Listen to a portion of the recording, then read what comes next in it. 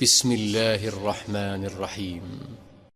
اللہ کے نام سے جو بے انتہا مہربان اور رحم فرمانے والا ہے۔ لوگو، اپنے رب کے غضب سے بچو۔ حقیقت یہ ہے کہ قیامت کا زلزلہ بڑی چیز ہے۔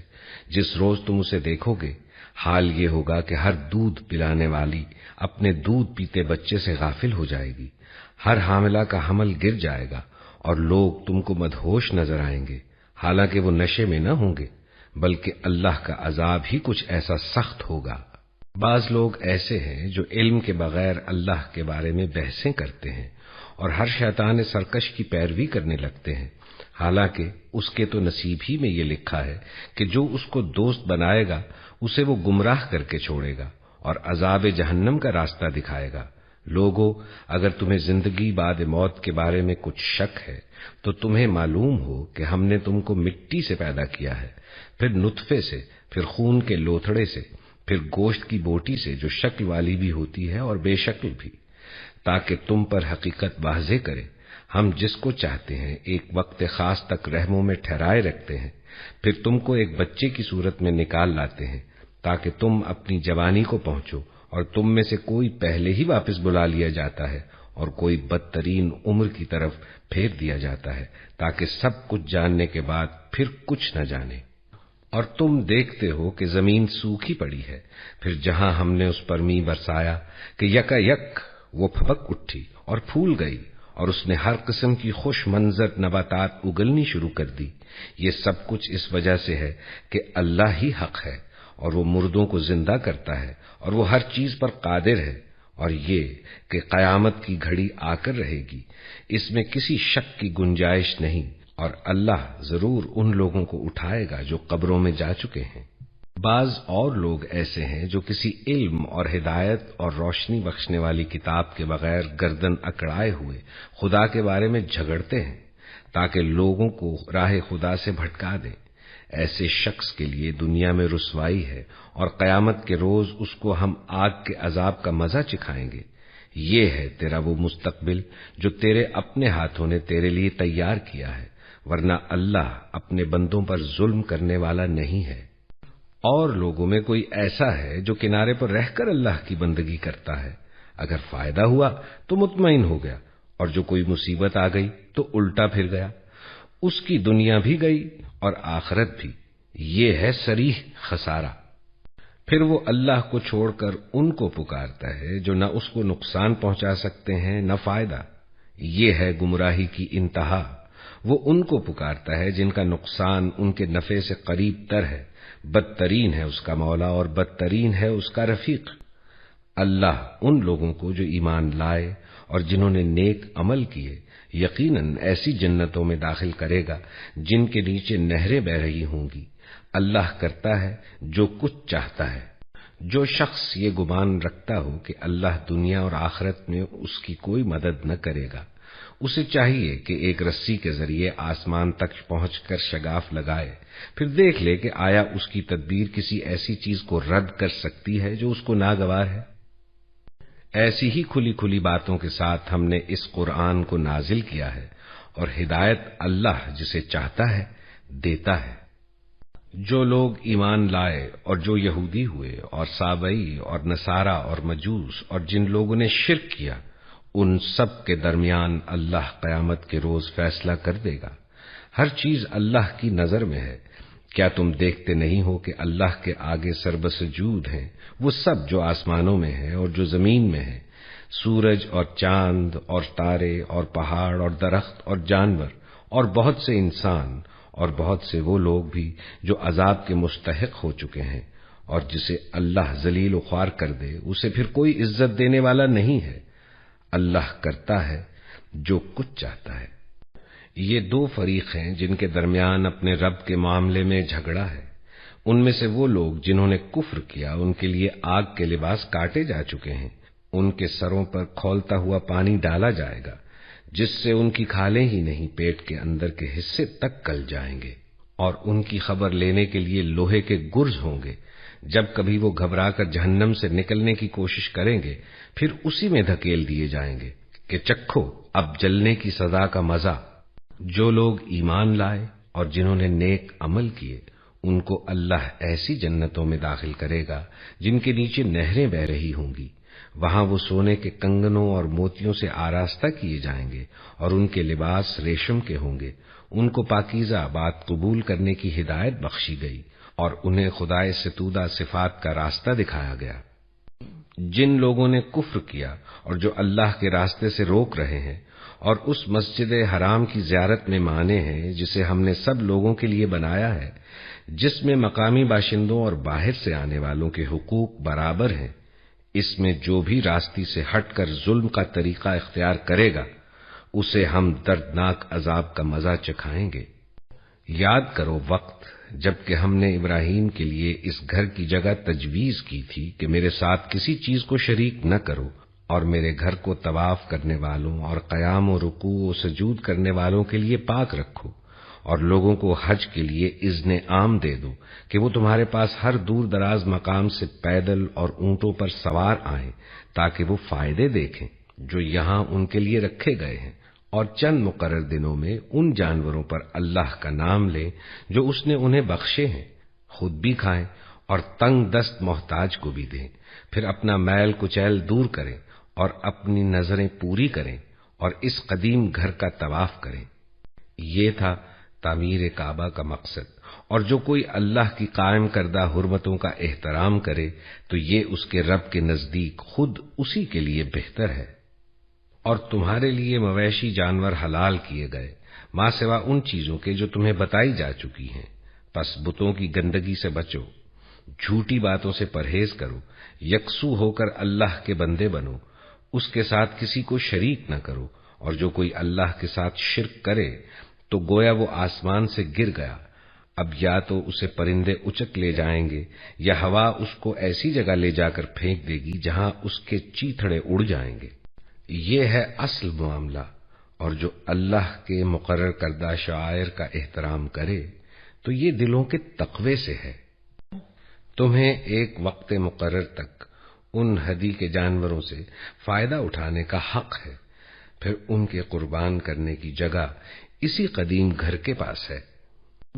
ہر امت کے لیے ہم نے قربانی کا ایک قاعدہ مقرر کر دیا ہے تاکہ لوگ ان جانوروں پر اللہ کا نام لیں جو اس نے ان کو بخشے ہیں.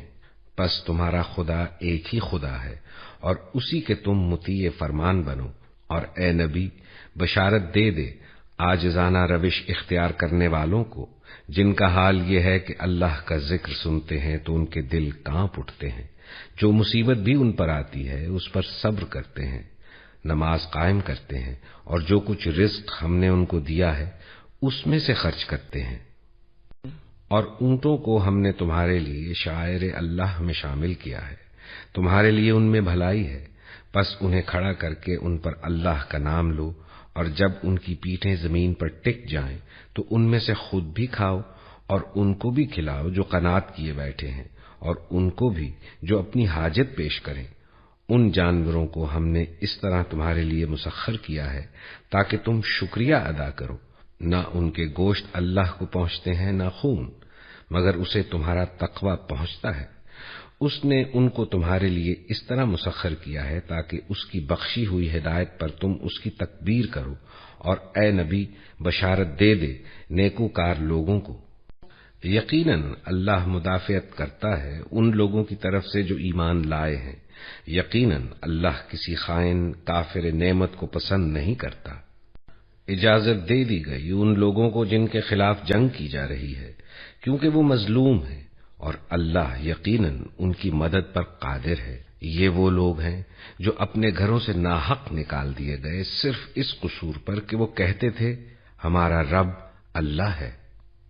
اگر اللہ لوگوں کو ایک دوسرے کے ذریعے دفع نہ کرتا رہے تو خانقاہیں اور گرجا اور معبد اور مسجدیں جن میں اللہ کا کثرت سے نام لیا جاتا ہے سب مسمار کر ڈالی جائیں.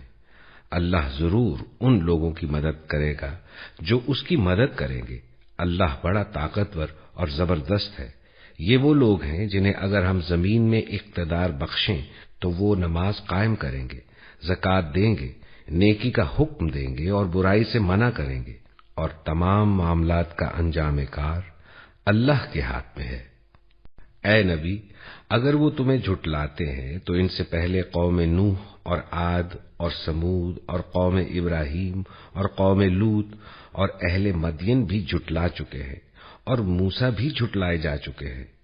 ان سب منکرین حق کو میں نے پہلے مہلت دی، پھر پکڑ لیا۔ اب دیکھ لو کہ میری عقوبت کیسی تھی۔ کتنی ہی خطا کار بستیاں ہیں جن کو ہم نے تباہ کیا ہے، اور آج وہ اپنی چھتوں پر الٹی پڑی ہیں۔ کتنے ہی کنویں بیکار اور کتنے ہی قصر کھنڈر بنے ہوئے ہیں۔ کیا یہ لوگ زمین میں چلے پھرے نہیں ہیں کہ ان کے دل سمجھنے والے یا ان کے کان سننے والے ہوتے؟ حقیقت یہ ہے کہ آنکھیں اندھی نہیں ہوتی، مگر وہ دل اندھے ہو جاتے ہیں جو سینوں میں ہیں۔ یہ لوگ عذاب کے لیے جلدی مچا رہے ہیں۔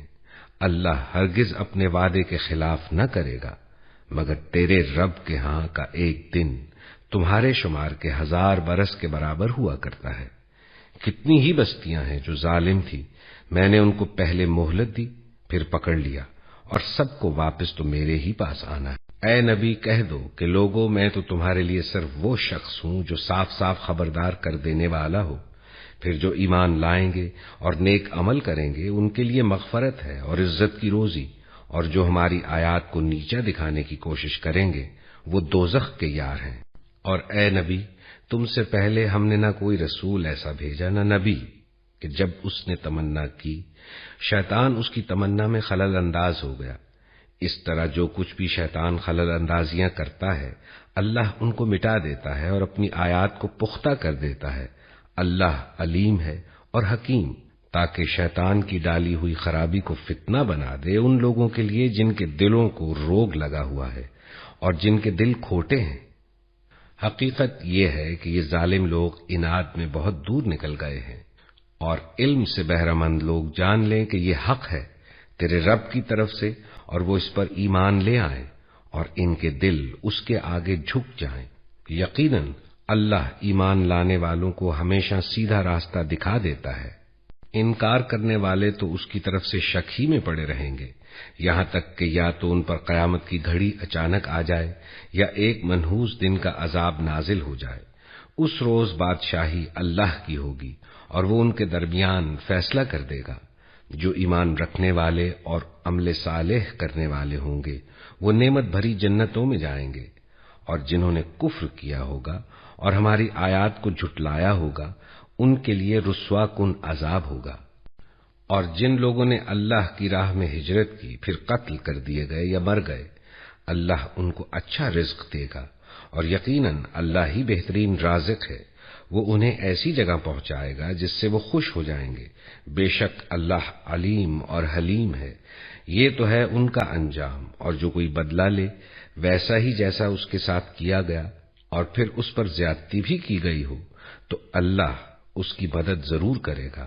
اللہ معاف کرنے والا اور درگزر کرنے والا ہے۔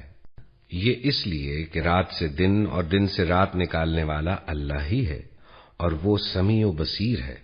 یہ اس لیے کہ اللہ ہی حق ہے اور وہ سب باطل ہیں جنہیں اللہ کو چھوڑ کر یہ لوگ پکارتے ہیں، اور اللہ ہی بالادست اور بزرگ ہے۔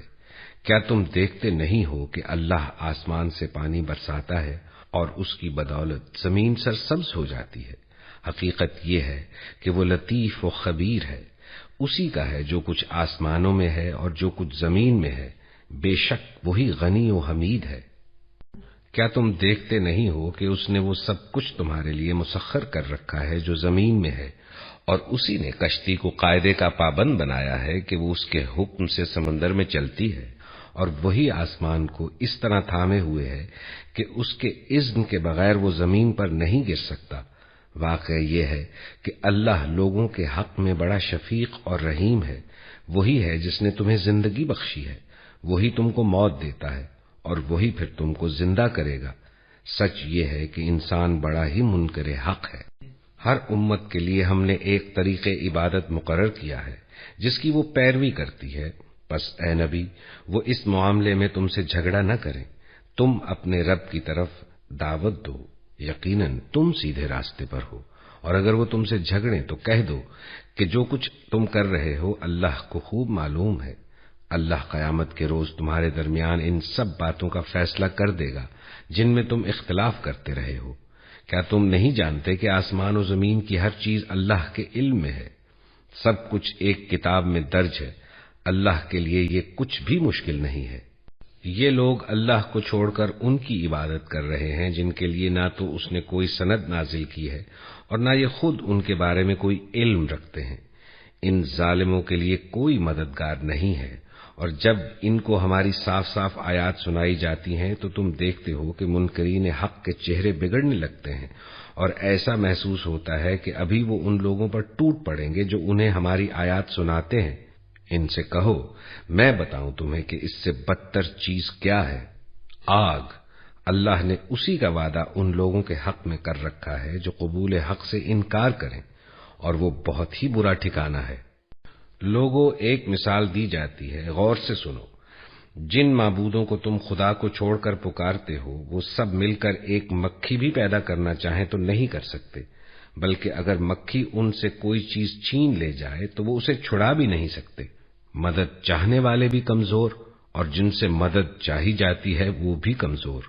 ان لوگوں نے اللہ کی قدر ہی نہ پہچانی جیسا کہ اس کے پہچاننے کا حق ہے۔ واقعہ یہ ہے کہ قوت اور عزت والا تو اللہ ہی ہے۔ حقیقت یہ ہے کہ اللہ ملائکہ میں سے بھی پیغام رساں منتخب کرتا ہے، اور انسانوں میں سے بھی۔ وہ سمیع اور بصیر ہے۔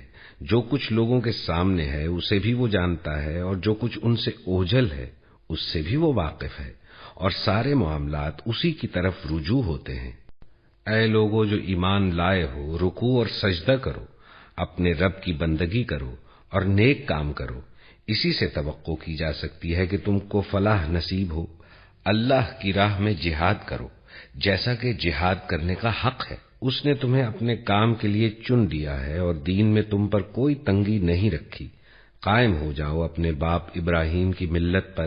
اللہ نے پہلے بھی تمہارا نام مسلم رکھا تھا، اور اس قرآن میں بھی، تاکہ رسول تم پر گواہ ہو اور تم لوگوں پر گواہ۔